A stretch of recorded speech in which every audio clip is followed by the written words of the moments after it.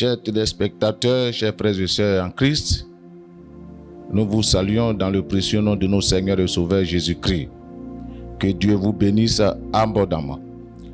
Notre texte de ce jour se trouve dans l'évangile de Jean, l'évangile de Jésus selon Jean, chapitre 14, versets 1 à 14.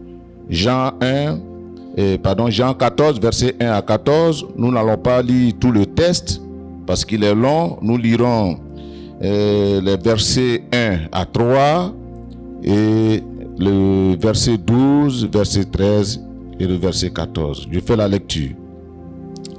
Que votre cœur ne se trouble point. Croyez en Dieu et croyez en moi.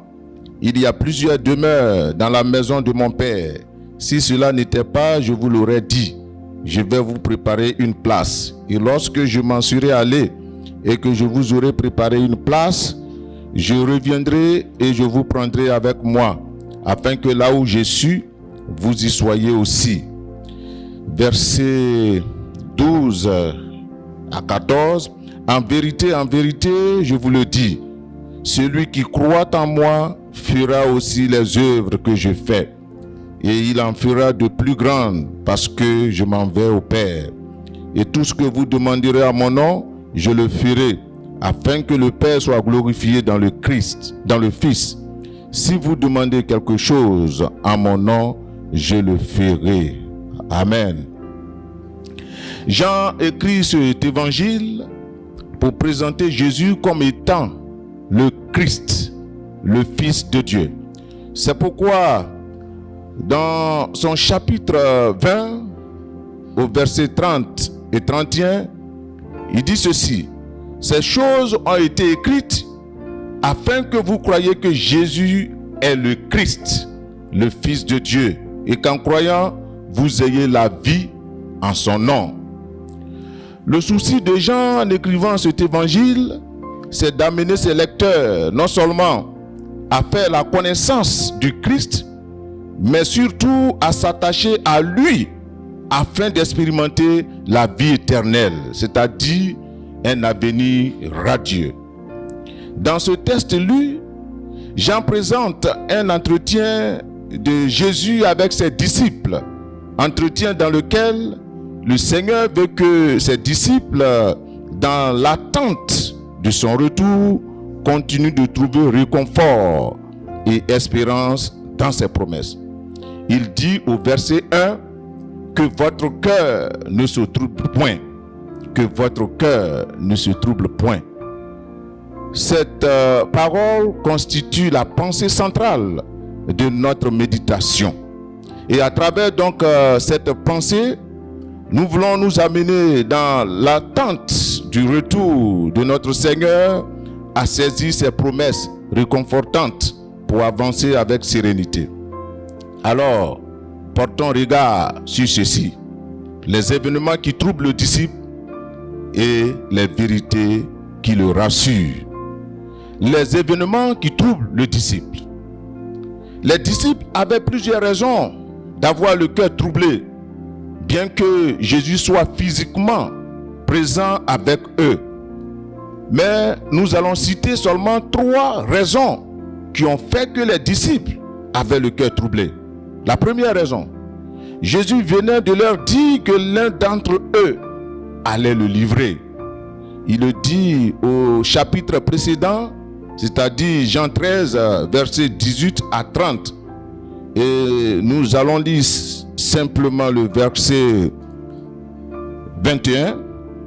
Il dit ceci: ayant ainsi parlé, Jésus fut troublé en son esprit et il dit expressément: en vérité, je vous le dis, l'un de vous me livrera.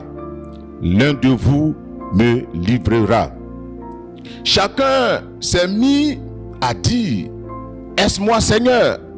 C'est ce que Matthieu nous rapporte dans Matthieu 26, verset 22. Chacun a commencé à douter de lui-même, à part Judas qui lui aussi a posé la même question pour jouer à l'innocent et pour voir si le Seigneur savait que c'est lui. Matthieu dit que les disciples étaient attristés, selon Matthieu 26, verset 22. Deuxièmement, une seconde information troublante s'ajoute à la première. Jésus leur avait annoncé qu'il devait les quitter. Dans Jean 13, verset 33, il est écrit ceci. Jésus dit: mes petits enfants, je suis pour peu de temps encore avec vous. Vous me chercherez. Et comme j'ai dit aux Juifs, vous ne pouvez venir où je vais. Je vous le dis aussi maintenant. Celui sur qui il comptait, celui pour qui les disciples avaient tout abandonné, celui pour qui ils ont tout laissé, et celui qu'ils ont décidé de suivre, qui était, j'allais dire, la solution à tous leurs problèmes, celui-là leur dit qu'il va les quitter. Bien-aimés frères et sœurs, la situation des disciples était très sombre. Ils avaient véritablement le cœur attristé. Et ce n'est pas étonnant qu'ils aient le cœur troublé. Il nous arrive parfois d'avoir une avalanche de mauvaises nouvelles. Des nouvelles qui nous attristent. Et cela nous met dans une situation perplexe. C'est ce que les disciples ici ont vécu. La troisième nouvelle qui les a attristés, et comme si cela ne suffisait pas, Jésus dit à Pierre, en réponse à son expression de dévouement, au verset 38 du chapitre 13, il dit ceci: en vérité, je te le dis, le coq ne chantera pas que tu ne m'aies renié 3 fois. Oui, Pierre était comme le doyen du groupe, le meneur, le porte-parole. Et lui aussi, il allait renier le Seigneur. Pierre, sur qui il comptait, lui aussi, le doyen, allait renier le Seigneur. Oui, la situation était très sombre pour les disciples. Et c'est pourquoi ils avaient le cœur troublé. Bien-aimé, je ne sais pas ce qui trouble ton cœur, comme ces disciples qui avaient plusieurs nouvelles, une avalanche de nouvelles, de mauvaises nouvelles, des mauvaises nouvelles qui se suivaient. Cela a troublé leur cœur. Cela les a rendus tristes. Et toi aussi, je ne sais pas la situation que tu vis. Cette situation qui fait que tu as mauvaise nouvelle sur mauvaise nouvelle, ou bien mauvaise situation sur mauvaise situation, pendant que tu cherches à te sauver d'une situation, pendant que tu cherches à sortir d'une situation de détresse, une autre situation se présente. Et tu te demandes, quand est-ce que tout cela va prendre fin? Quand est-ce que j'aurai la liberté? Quand est-ce que je serai libre? Quand est-ce que le Seigneur va m'écouter? Et tu vis aussi cette situation que les disciples ont vécue. Oui, laisse-moi te dire, quand on a l'impression que tout s'écroule autour de nous, quand dans les moments de détresse, nous n'avons aucun soutien, on a l'impression qu'on est seul, alors Jésus a une parole pour ses enfants. Il dit: croyez en moi et croyez en Dieu. Croyez en Dieu et croyez en moi. Au verset 1. Il y a des événements qui peuvent nous troubler, mais le Seigneur a une parole pour chacun. Croyez en Dieu et croyez en moi. Si des situations malheureuses ont troublé le cœur des disciples, alors quelles vérités peuvent-elles le rassurer? Ou encore, quelles vérités peuvent-elles les rassurer? C'est pourquoi nous voyons maintenant ce deuxième point, les vérités qui rassurent le disciple. Les paroles qui suivent cette exhortation du Seigneur à ses disciples ont tellement bien rassuré ses disciples qu'ils se sont profondément endormis, ce soir même, dans le jardin de Gethsémani. Alors, qu'est-ce que le Seigneur a pu leur dire pour qu'ils soient ainsi endormis profondément? Jésus leur a dit plusieurs vérités pour les rassurer. Mais énumérons trois éléments. La première vérité qui rassure le disciple, au verset 1, il dit: croyez en Dieu et croyez en moi. Croyez en Dieu et croyez en moi. Ici, croire, c'est faire confiance. C'est cela la foi. Une relation de confiance qui repose sur la qualité de la personne qui mérite cette confiance. C'est à cette relation, bien-aimés frères et sœurs, que Jésus invite ses disciples. Et pourquoi invite-t-il ses disciples? Que nous sommes à cette relation. Parce que la confiance nous libère de nos peurs. Au moment où Jésus va vivre sa passion, ses disciples ont peur.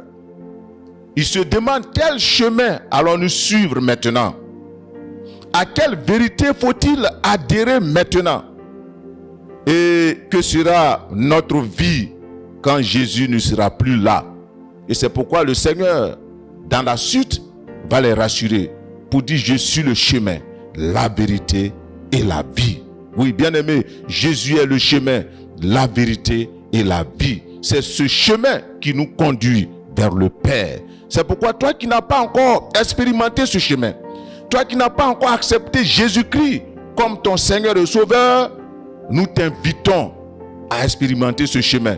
Si tu veux un jour être dans le repos du Seigneur. Il dit: je suis le chemin, la vérité et la vie. Oui, c'est la vie. Jésus est la vie. Il est la vérité qui nous rassure. Il dit: croyez en Dieu et croyez en moi. Il nous appelle donc à cette foi confiance. Il dit que votre cœur ne se trouble point. Oui, c'est une façon de nous dire: faites-moi confiance. Le Seigneur t'appelle à lui faire confiance face à la situation que tu vis. Quoi qu'il advienne dans ta vie, il dit que ton cœur ne se trouble point. Ça veut dire: fais-moi confiance. La deuxième information réservée aux disciples de Jésus, qui a fait qu'ils ont eu le cœur rassuré, c'est qu'ils ont accès à la maison de son Père. Les disciples ont accès à la maison du Père. Il y a largement de la place pour ceux qui le servent. Jésus revient, bien-aimés frères et sœurs, il revient bientôt pour chercher son église. La parole de Dieu dit qu'il allait nous préparer une place. Et lorsque la place sera prête, il viendra chercher ses disciples. Il viendra chercher son église. Il y a plusieurs demeures dans la maison de mon Père. Oui, bien-aimé, un avenir radieux nous attend là-haut. Un avenir glorieux nous attend là-haut. Une expérience glorieuse est placée là devant nous. Alors, tenons ferme dans les moments difficiles. Tenons ferme dans les moments de détresse, car un jour le Seigneur viendra pour nous délivrer de ces moments. Le troisième élément qui rassure les disciples, il est au verset 13 et 14. Il dit: tout ce que vous demanderez en mon nom, je le ferai. Tout ce que vous demanderez en mon nom, je le ferai. Oui, Christ rassure ses disciples qu'il prendra en compte toutes leurs préoccupations. Il prendra en compte tous leurs besoins, toutes leurs requêtes. Et tout ce dont ils ont besoin, le Seigneur prend cela en compte. Alors les disciples devaient tout simplement présenter leurs besoins au Seigneur. Ils devaient leur présenter les besoins. Et c'est pourquoi nous aussi, nous qui sommes parvenus en ces temps de la fin, dans les moments de détresse, dans les moments de difficulté, dans les moments d'épreuve, nous devons présenter la situation au Seigneur. Tout ce que nous vivons comme situation, comme souffrance, nous devons présenter cela au Seigneur. Et c'est à lui seul que la solution appartient. Oui, Christ est allé au Père pour nous préparer une place. pour nous faire sortir de ce monde de détresse, pour nous faire sortir de ce monde d'hypocrisie, ce monde de souffrance, pour que là où il est, nous y soyons aussi. Et dans cette attente, gardons la foi en lui, car il prend soin de nous tous les jours. Quelles que soient les situations qui se présentent à toi, quels que soient les moments de détresse que tu vis, laisse-moi te dire que notre Seigneur, le Dieu Tout-Puissant, il n'abandonne jamais ses enfants. Il dit que votre cœur ne se trouble point. Que votre cœur ne se trouble point. Alors tout ce qu'il demande de nous, tout ce qu'il veut de nous, c'est une foi solide. Une foi solide, c'est ce que le Seigneur nous demande. Car il a prévu pour nous une espérance glorieuse. Il a prévu pour nous un avenir glorieux. Bientôt, la trompette sonnera. Et le Christ Jésus viendra pour chercher son église. Pour nous chercher, pour nous délivrer de ce monde de souffrance. Pour que là où il est, nous y soyons aussi. Que le Seigneur bénisse ces quelques paroles dans ton cœur. Afin que, quoi qu'il advienne dans ta vie, malgré la situation que tu vis, que tu puisses savoir que le Seigneur viendra un jour. C'est pourquoi il te dit que ton cœur ne se trouble point. Crois en lui et tu verras sa gloire. Il viendra te chercher pour te sauver de cette situation. Que le Seigneur te bénisse et que sa grâce repose sur toi. Nous allons prier pour toi afin que la main de Dieu puisse te conduire et t'orienter dans ta vie. Nous te bénissons, notre Dieu, notre Père. Toi qui as une parole d'encouragement, une parole de réconfort, une parole d'amour et d'espoir pour ton peuple. Seigneur, ce soir, tu connais la situation que vit ton serviteur ou ta servante qui a écouté ce message. Je prie que ta bonne main soit sur sa vie et que quoi qu'il advienne dans sa vie, tu puisses l'aider à garder sa foi en toi, à garder sa confiance en toi. Car, nous le savons, tu n'as jamais abandonné tes enfants. Et un jour, tu viendras nous délivrer. Tu viendras délivrer ton enfant. C'est pourquoi, Seigneur, que le Saint-Esprit nous aide à aller de l'avant avec toi, à, Seigneur, continuer le chemin avec toi, quoi qu'il advienne. Merci parce que tu le fais pour ton peuple. Merci parce que tu donnes la force à tes enfants pour continuer le combat et remporter la victoire. Gloire et honneur te soient rendus en Christ Jésus. Amen.